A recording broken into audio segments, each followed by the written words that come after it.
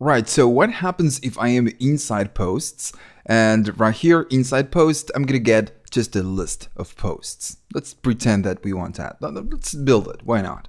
So I'm gonna have the post number 1, then I'm gonna have the post number 2, for example, and then maybe post number 3. Just 3 simple posts. Good. So whenever I load this application, I'm gonna have this list. I'm gonna bring the link module right here, just like we are doing it right here. Just gonna copy all of this, go to posts, and paste it down here. I'm going somewhere, don't worry. And then what we need to do, we need to link to a specific post. So this post list is gonna come from a database, let's say whatever database. And this of course is gonna do the linkage to the actual posts. So we're gonna use a link, we're gonna wrap a link just right here. And we're gonna say link, and then just, link. Let me finish. Good. And this, of course, is going to be have a to property, and this is going to be to / posts, and we already have that path, which is going to be posts right here, posts, and it's going to be post / and then maybe number 1, and then we're going to have the 2 and the 3. So I'm going to go and paste that. It's going to be 2 and 3. Okay. So let's go to home. I'm going to go to home, and I want to go to posts. So I'm going to get my post number 1, post number 2, and post number 3. Of course, we need to add a break just to make it a little bit better. And there we go. So, okay, we have this list. So I'm going to click on post number 1, and it's going to go to localhost / posts / and number 1. This is going to be the ID of our post. Now, the thing is that whenever I go to this route, I want to fetch the data that belongs to this post, to the ID number 1. And if we go right here, we are only getting whatever it's inside post. We are getting the other route, this route. So what we need to do, we need a way to create, a module that it's going to be listening for this route, and then it's going to render the data that we have for post number 1. Okay, so I'm going to create that route. And again, I'm going somewhere, don't worry. I'm going to create a new file, and this one is going to be, I don't know, post item, makes sense? Post item.js, good. So inside post item, pretty much we're going to have the same thing than this. Going to go to post item, delete, and right here I'm going to say post detail. Okay, we don't need the link right here, and we need to pass to create this to put a different name. So let's put post item. Good. Of course, we need to export it, and we need to require this file from the index so we can require the path. So I'm going to say import and then post item. Very good. It's going to be from and then dash components and then / and then post item. Okay, so this route is ready. Good. So now I'm going to create a post. I'm going to create a route for this. I'm going to copy this, going to paste it at the bottom. I'm going to say whenever we get a post with an ID, and in this case, let's pretend that we want the number 1. We're going to be using the route for post item. We're going to be using this component. Good. Let's test it out. So if we go to post 1, we are getting posts and we are getting 1. But, we are getting the post detail. We are getting that component. We are getting that text. Good. But we are still getting the post, the main parent component. And the thing is that both routes have posts. So what we need to do to this one, we need to say exact. Good. So now we are getting the post detail.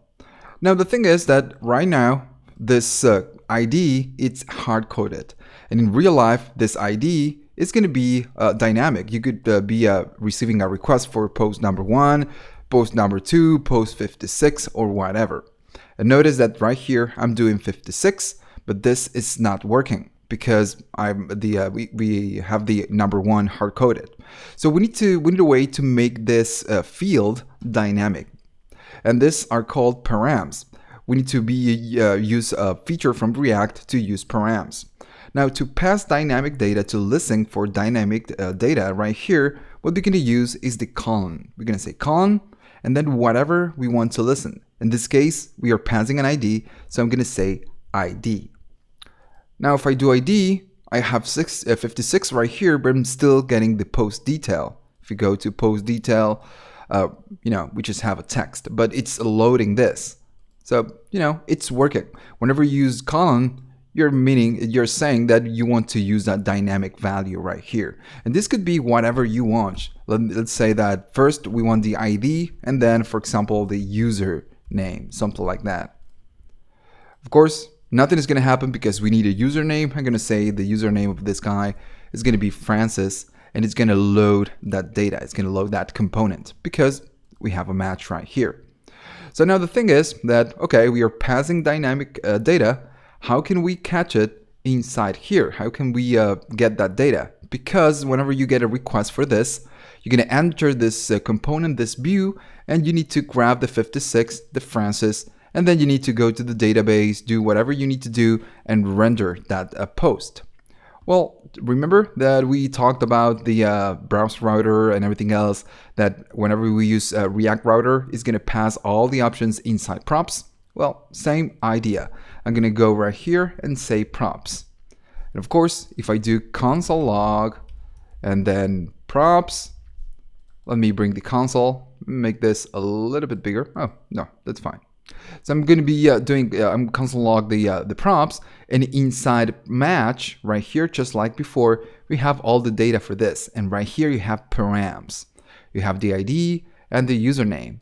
So right here, what we could say, okay, do just render the props dot match dot params dot ID in this case, and I'm gonna do the same thing for the username.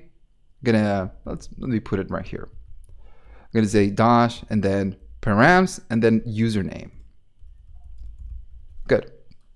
So now every time we load a route with dynamic data, we are catching that data, and then you can do whatever you wish right here. Let's put something else. Let's say 888 and then Janice, whatever. So we get the data. You always get the information you're getting. React router is going to pass the information inside props.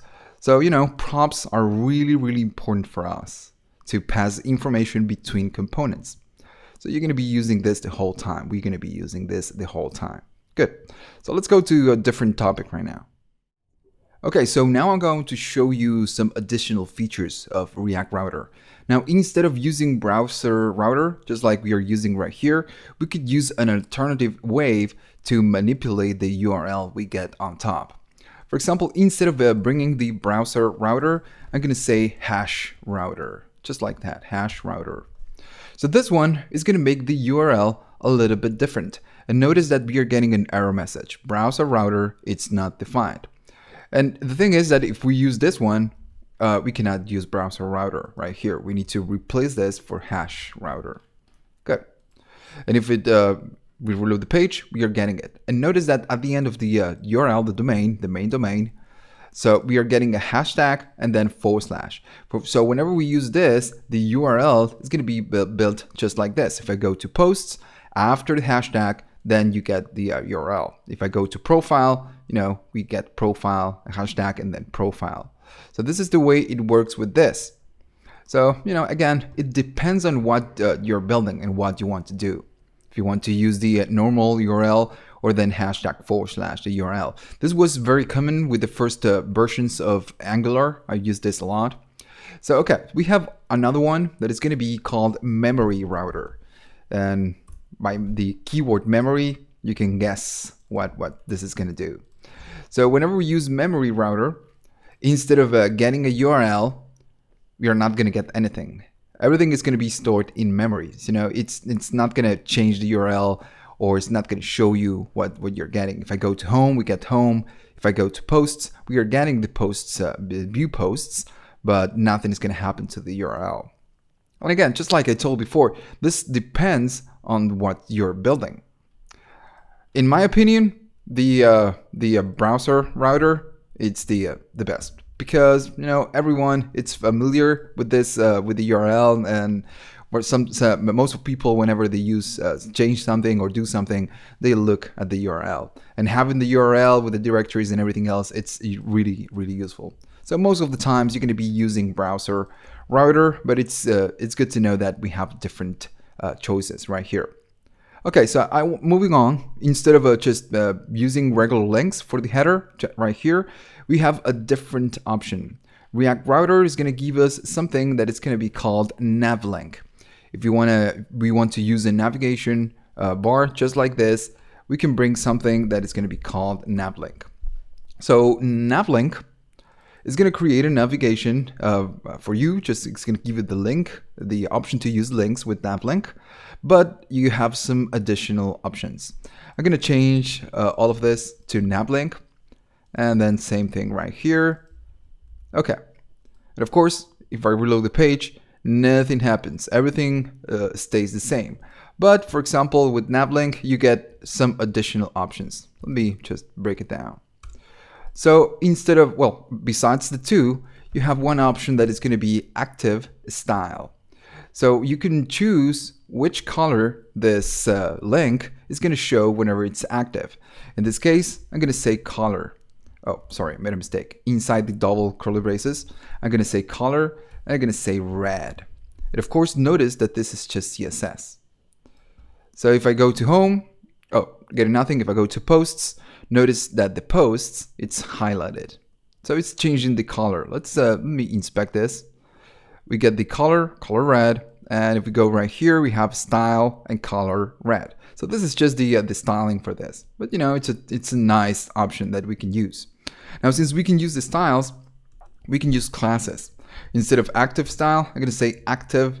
It was active class name, I believe. Active and then class name. So same thing, we can pass a class, the name of class. So in this case, I'm going to say selected, just like that, selected. Of course, if we reload the page and I inspect the post's link, I'm going to get the class of selected whenever it's selected. And if I go to home, of course, we don't have that class. So, you know, that's good. This is good. It's nice to use, and nice to know that we have this feature with React Router. Okay, so let's move to the next topic. We're going to be talking about React Router switch. It's going to be a short one, but it's really useful. So if you don't know about React Router switch, just go to the next section.